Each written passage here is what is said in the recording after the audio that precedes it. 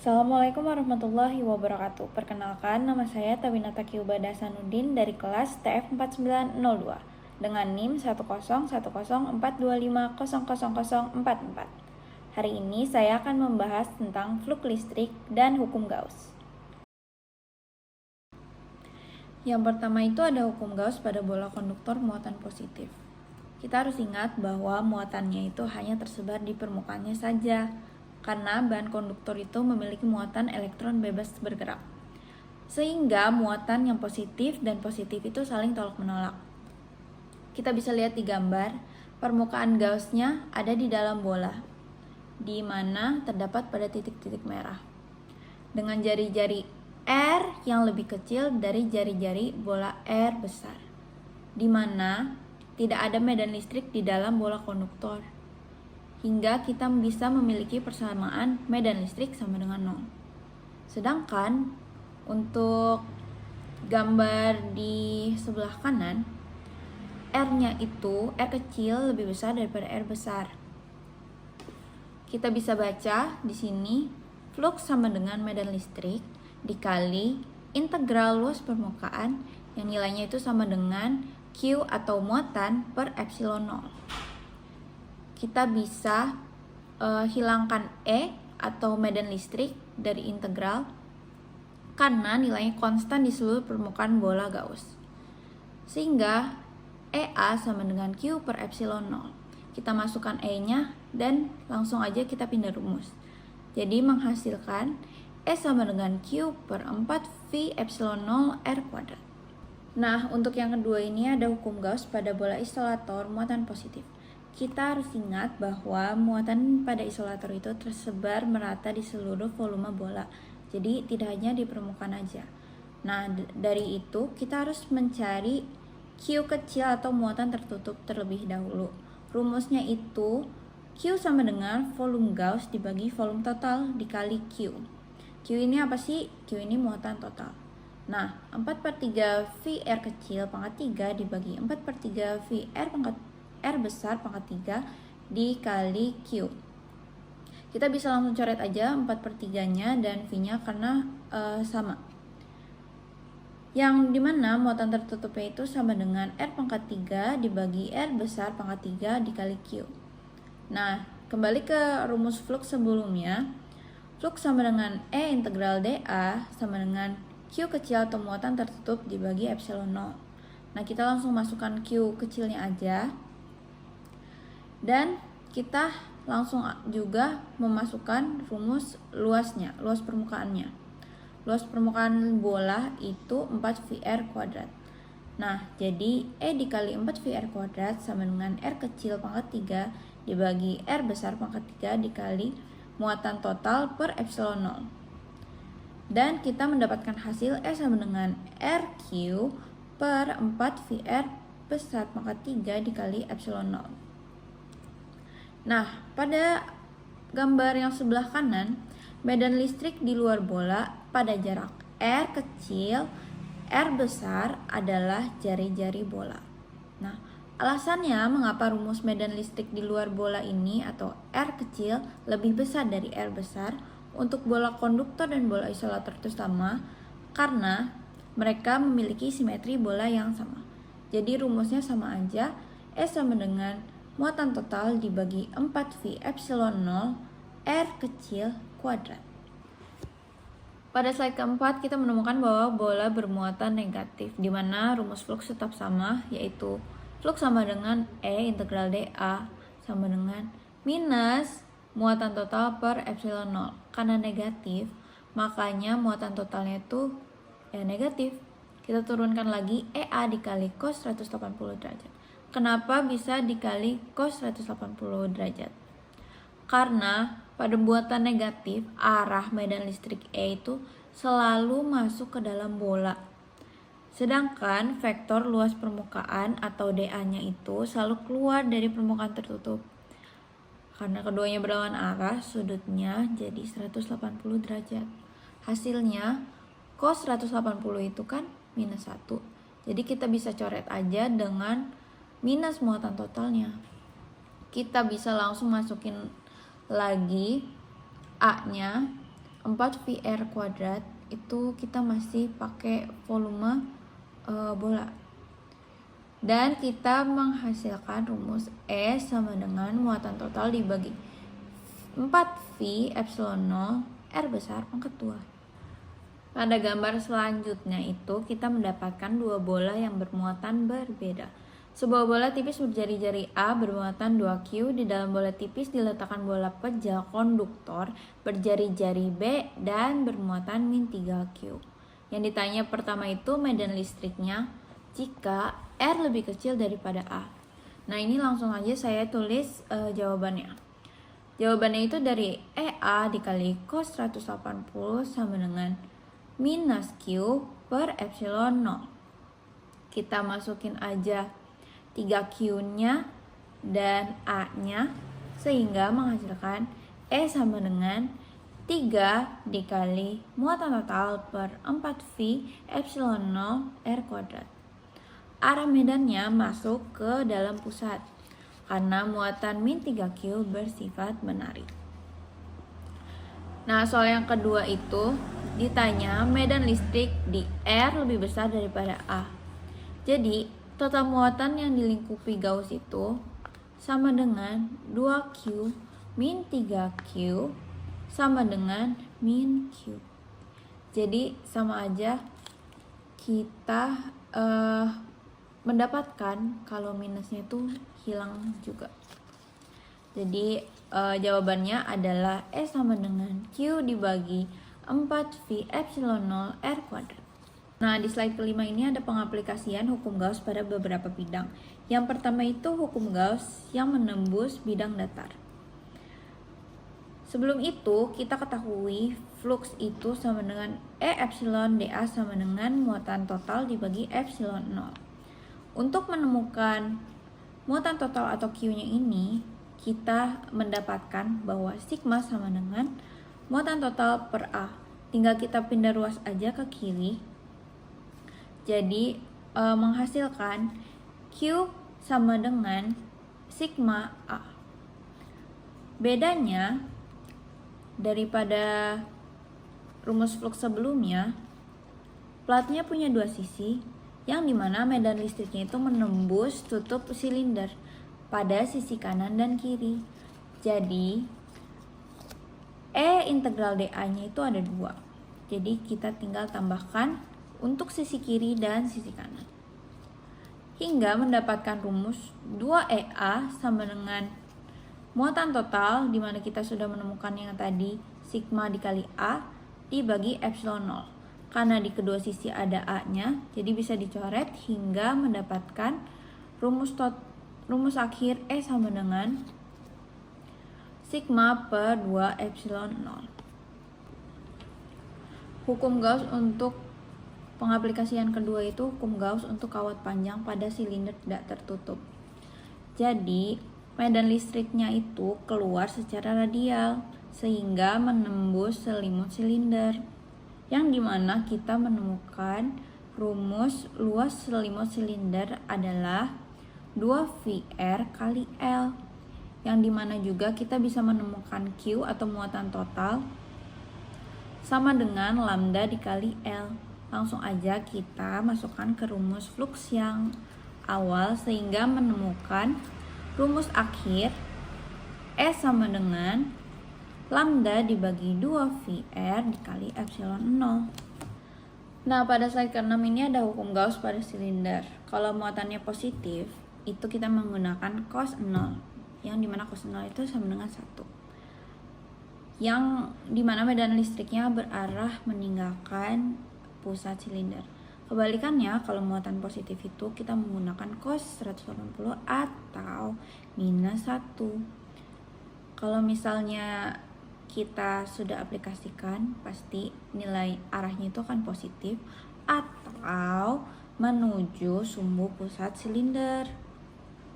Nah, yang kedua ini ada silinder konduktor. Di dalam silinder itu distribusi muatan hanya pada permukaan. Jadi kayak yang di awal E sama dengan 0.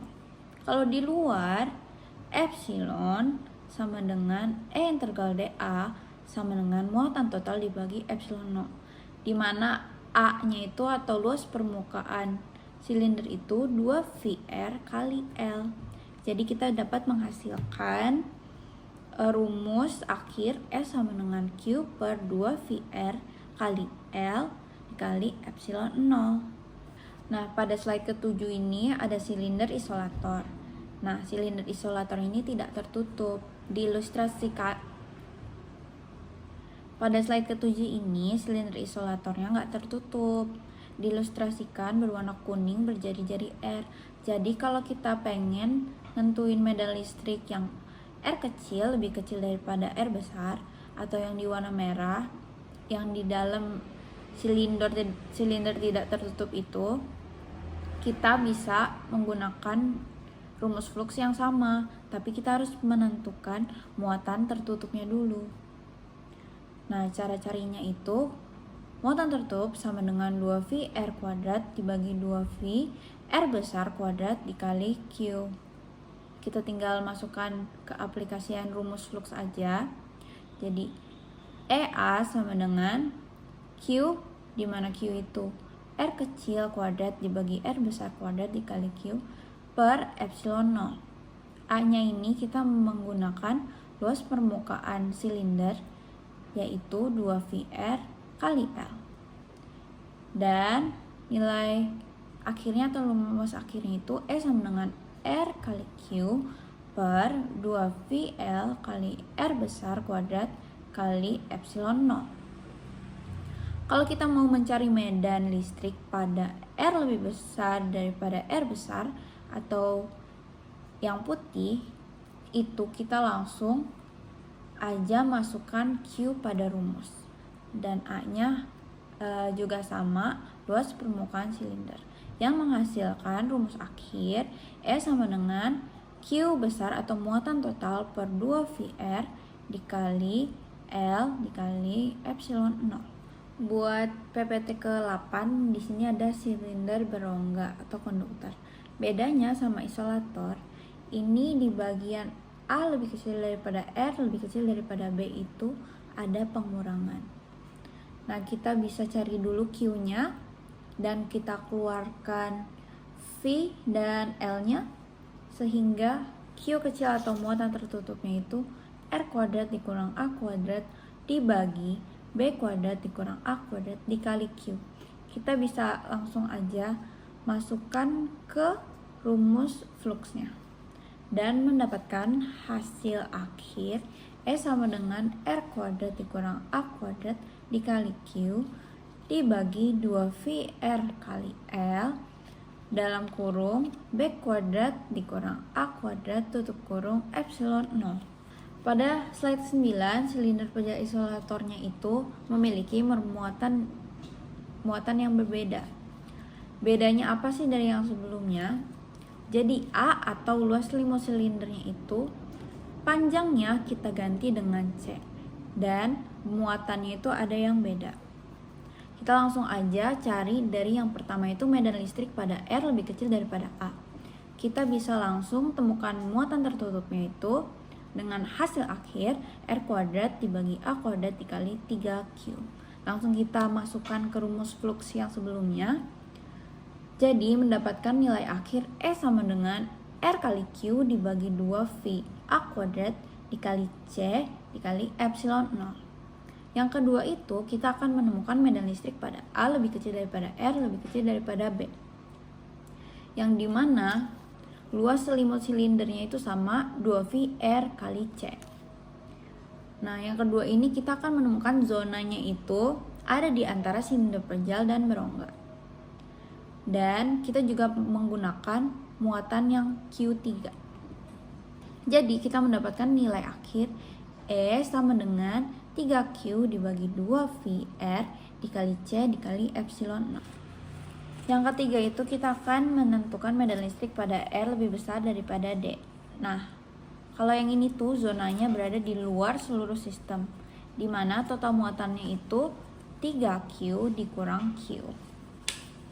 Kita masukkan aja ke rumus flux yang awal dan mendapatkan hasil rumus akhir sebagai E sama dengan 2Q dibagi 2VR dikali C dikali epsilon 0.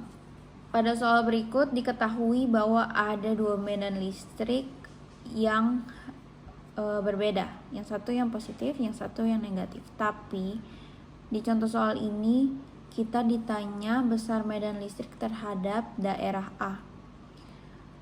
Tentu saja medan listrik yang positif itu akan menjauh dari plat positif. Dan medan listrik yang negatif itu akan menuju plat positif atau plat A-nya. Langsung aja, karena kita tahu rumus medan listrik itu sama dengan sigma dibagi 2 kali epsilon 0. Langsung aja, karena ini mikrokolom jadi dikali 10 pangkat min 6 yang menghasilkan nilai 3,84 dikali 10 pangkat 5 Newton per kolom dan 2,43 kali 10 pangkat 5 Newton per kolom yang kita kurangi hasil akhirnya. Kenapa dikurang? Karena yang positif menjauh ke arah plat atau dia mencari area negatif lainnya. Pada contoh soal berikutnya kita juga mendapatkan bahwa ada dua muatan yang berbeda. Tapi kali ini kita menentukan besar medan listrik pada daerah B. Karena soalnya sama dan yang hanya membedakan itu hanyalah besar medan listrik pada daerah B, jadi kita langsung aja E negatif ditambah E positif. Kenapa ditambah? Karena E positif menuju plat B. Jadi kita menghasilkan nilai 6,27 kali 10 pangkat 5 Newton per kolom. Pada contoh soal berikutnya itu kita diminta untuk menentukan besar medan listrik pada daerah C. Nah, C dan A ini hanya memiliki plat yang muatannya berbeda. Jadi besar medan listrik pada daerah C dan A sama, hanya aja mereka berbeda arah. Untuk latihan yang pertama itu kita mendapatkan bahwa E1 dan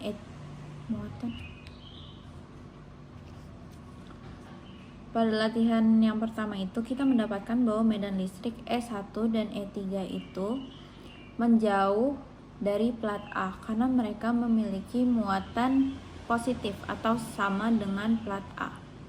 Nah, maka dari itu I-nya itu negatif. Dan kita memiliki hasil akhir sama dengan minus sigma dibagi epsilon 0 kali I. Pada latihan terakhir kita disuruh mencari medan listrik di sekitar plat daerah B, C, dan D. Kita langsung sesuaikan aja sama rumus medan listrik sama dengan sigma dibagi 2 epsilon 0. Di mana E1 itu sigma, E2 itu negatif sigma, dan E3 itu 2 sigma. Yang membedakan adalah E1 dan E2 itu kita kasih negatif I vektor. Mengapa? Karena E2 dan E3 menjauh dari plat A.